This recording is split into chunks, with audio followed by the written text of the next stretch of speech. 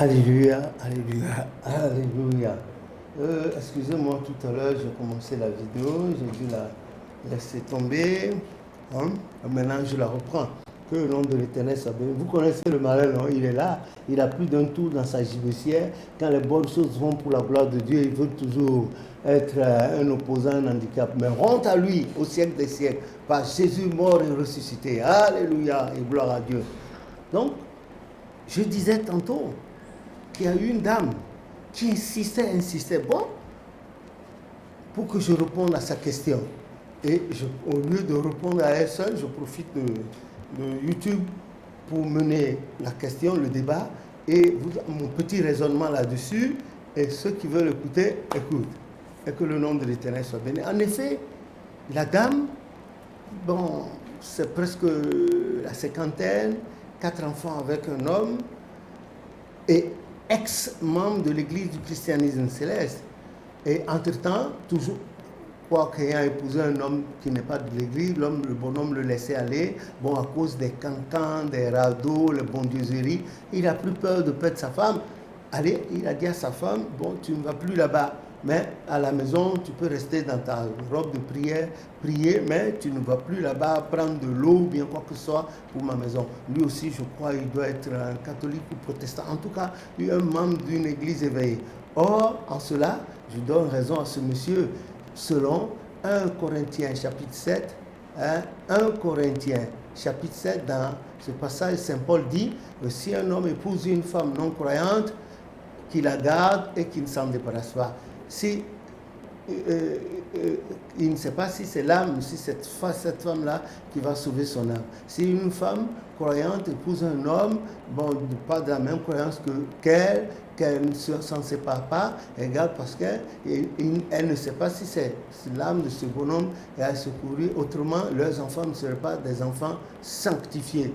Donc, par-dessus tout, Saint Paul met l'amour. Et l'amour, c'est Dieu. Quand on parle d'amour, le vrai amour, ce n'est pas l'hypocrisie, la vanité, la ruse, l'orgueil, ça.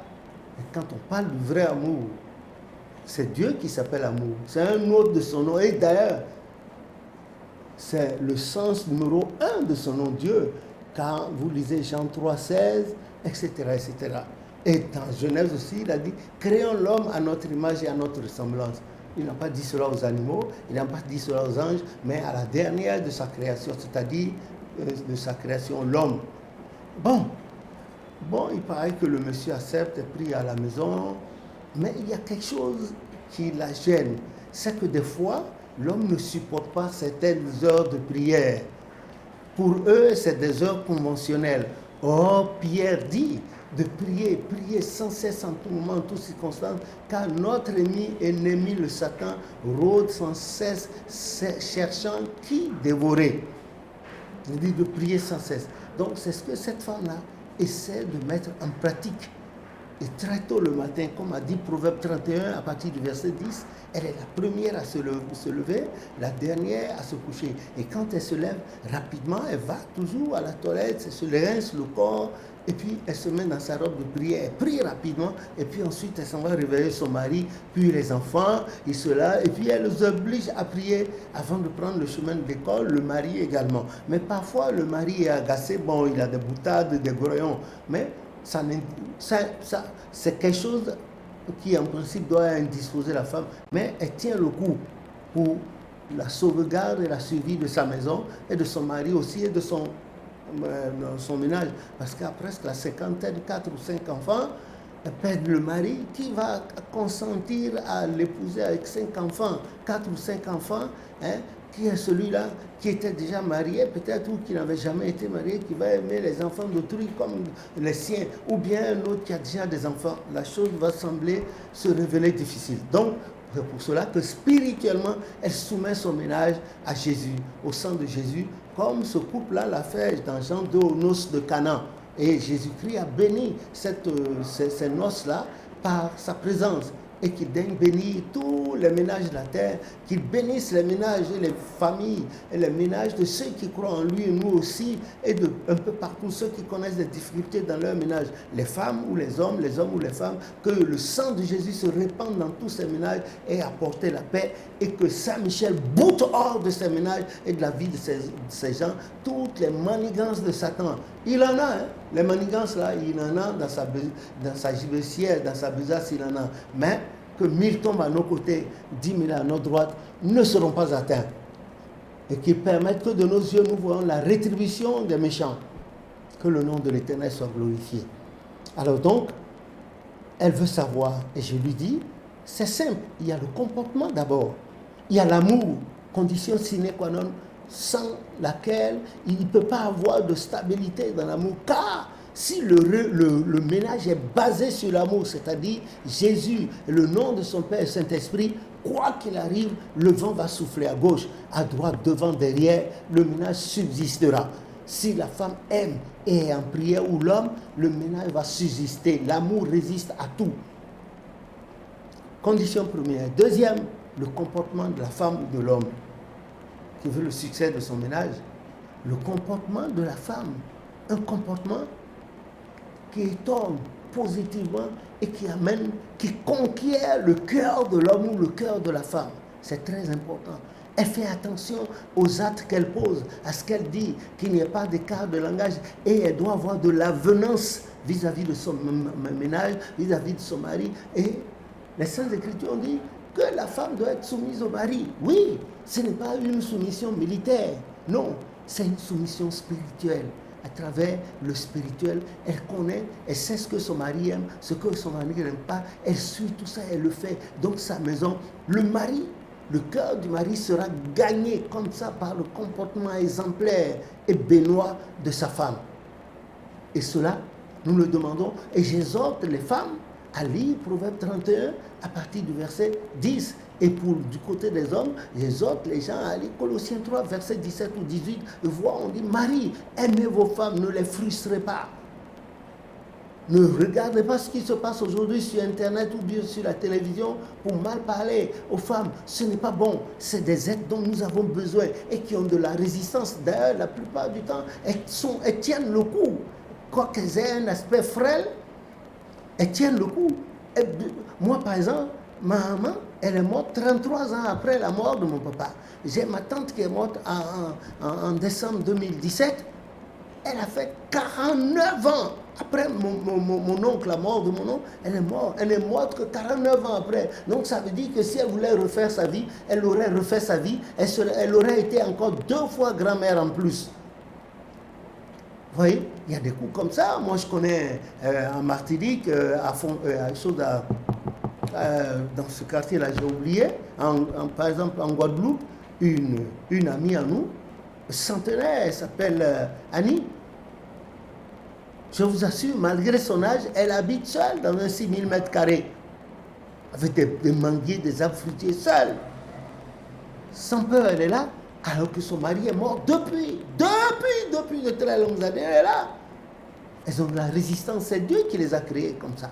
Et quand on va vers elle, on se régénère. On part la pureté à travers les rapports, le fait de faire l'amour ensemble, d'échanger de façon convenante et condescendante avec eux. On vit, je vous dis la vérité, on n'a pas le temps d'en expliquer. Il y a des gens, même mieux indiqués que moi, pour vous expliquer que aller vers sa femme avec amour, ça régénère. C'est vrai, on perd les spermatozoïdes, mais ça ne veut pas dire qu'on perd. Au contraire, ça régénère et l'amour renaît plus fort que jamais.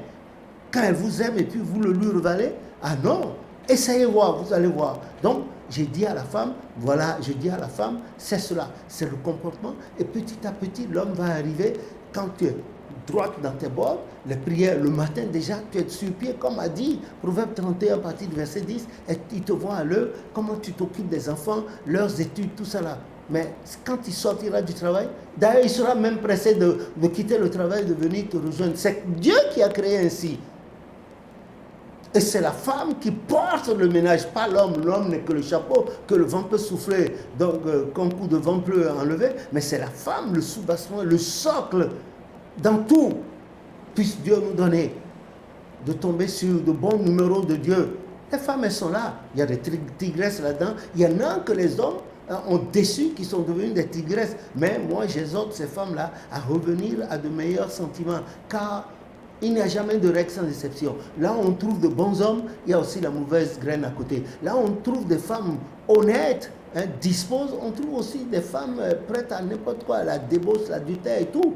Donc, c'est Dieu seul qui donne. Et avoir affaire à une femme gracieuse, honnête, humble et fidèle, c'est un don de Dieu, c'est une grâce. Puisse Dieu nous arroser de cette grâce-là. Et je profite pour demander aux hommes, soyez moins brutaux avec les femmes. Essayez de percer le mystère qu'elles sont à travers la prière. Si vous êtes honnête, l'Esprit de Dieu, ce souffle divin qui depuis la nuit des temps se mouvait au-dessus des eaux, qui est revenu le jour de la Pentecôte, va se répandre en grâce sur nous et des temps de rafraîchissement vont arriver dans nos vies, dans nos ménages, dans nos pays, en Afrique, sur nous, ces populations. Et nous connaîtrons la prospérité spirituelle, la prospérité, la santé, sur le plan de la santé, la prospérité matérielle et financière. Et nous allons vivre notre vie, vivre tranquillos, d'une médiocrité honnête, et puis jusqu'au jour où il plaira au Seigneur de nous rappeler à lui. Donc je profite de ce moment pour dire à cette femme de ne pas s'en faire. Ça va s'arranger et elle-même, c'est elle qui amorce, elle met les pas, elle pose les pas, le comportement et son mari voit. Donc, madame, pour vous qui m'avez posé cette question, voilà ce que je puis vous dire sommairement. Selon ce que vous m'avez dit, vous le faites déjà. Alors moi, je vous demande de le faire davantage et mieux.